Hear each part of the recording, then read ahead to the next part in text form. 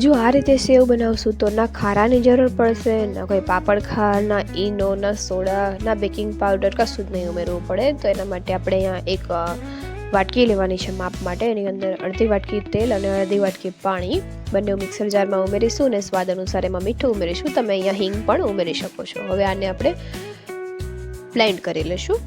હવે આપણે જે 250 ગ્રામ ચણાનો લોટ છે એને ચાળી લીધો છે અને એમાં હળદર ઉમેરી દીધી છે. તમે હળદર સ્કીપ પણ કરી શકો છો. તો અહીં હળદર ઉમેર્યા પછી આપણે જે મિક્સરની અંદર તેલ અને પાણી જે ફેટીને તૈયાર રાખ્યું છે એ આપણે ઉમેરીશું. આમાં આપણે બધું જ ઉમેરી દેવાનું છે. 250 ગ્રામની અંદર અડધી વાટકી તેલ અને અડધી વાટકી પાણી આરામથી આવી જશે. અને ધીરે ધીરે લોટને મિક્સ કરી અને જરૂર અનુસાર પાણી ઉમેરી લોટ બાંધી લેવાનો છે. તો અહીંયા આપણે રોટલી જેવો લોટ બાંધ્યો છે. હવે આ લોટની અંદર આપણે થોડું પાણી ઉમેરીશું અને આ લોટને સારી રીતે કસણી લઈશું. એટલે આને આપણે થોડો મુલાયમ કરી લઈશું. લોટને મુલાયમ કરવો ખૂબ જ જરૂરી છે, તો જેની સેવ આપણી એકદમ લાઇટ દાળ બનશે. હવે અહીંયા લોટ મુલાયમ થઈ ગયો છે, તો આપણે એની અંદર થોડું તેલ ઉમેરીશું અને તેલ ઉમેરી અને લોટને માલિશ કરી લઈશું થોડી, જેથી કંદોય માલિશ કરે છે ને એવી આપણે માલિશ કરી લઈશું. તો લોટ એકદમ લાઇટ દાળ થઈ જશે અને આપણી સેવ પણ એકદમ આસાનીથી સરસ પડશે. તો તમે જોઈ શકો છો અહીંયા આપણો લોટ કેટલો સરસ થઈ ગયો છે અને લોટનો કલર પણ બદલાઈ ગયો છે. તો આપણે આ જ રીતે લોટ બાંધવાનો છે, નવો જ લોટ આપણે રાખવાનો છે. હવે અહીંયા આ રીતે કોઈ બી એક સંચો લઈ લેવાનો છે અને એની અંદર આપણે સેવની ચારી ફિટ કરી લેવાની છે અને આપણે એની અંદર લોટ આપણો અડધો ભરી લઈશું. તમે આખો સંચો પણ ભરી શકો છો, પણ અડધો ભરી તો સેવ પાડવામાં આસાની રહે છે.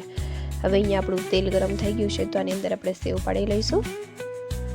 સેવ પાડતી વખતે તેલ મીડિયમ ધીમું રાખવાનું છે, ગેસ ધીમો રાખવાનો છે અને સેવ પાડ્યા પછી ગેસ ફાસ્ટ કરી દેવાનો છે. ધીમા ગેસે સેવ તરીશું તો સેવ ચવળ થઈ જશે અને ફાસ્ટ ગેસે સેવ તરીશું તો એકદમ પ્રોપર રહેશે.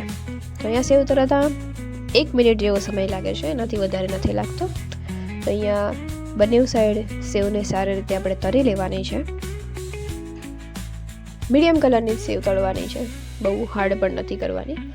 1 મિનિટની અંદર તો સેવ સારી રીતે તળાઈ જ જશે. અથવા તો તમે થોડી સેવ લઈને જોઈ શકો છો જારામાં, તો સેવ એકદમ થોડી કડક લાગશે એટલે આપણે કાઢી લેવાની છે એને.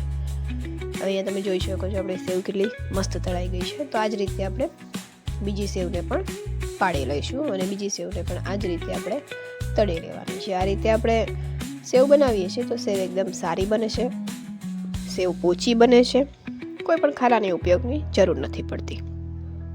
ઘણી વખત ખારો ઉમેરવાથી આપણી જે સેવ છે તેલ પી જાય છે અને હળદર ઉમેરીએ તો સેવ લાલ થઈ જાય છે. તો આ રીતે સેવ બનાવીએ તો એ કોઈ પ્રોબ્લેમ થતો નથી. તો આ જ રીતે હું બધી જ સેવ બનાવીને તૈયાર કરી લઈશ.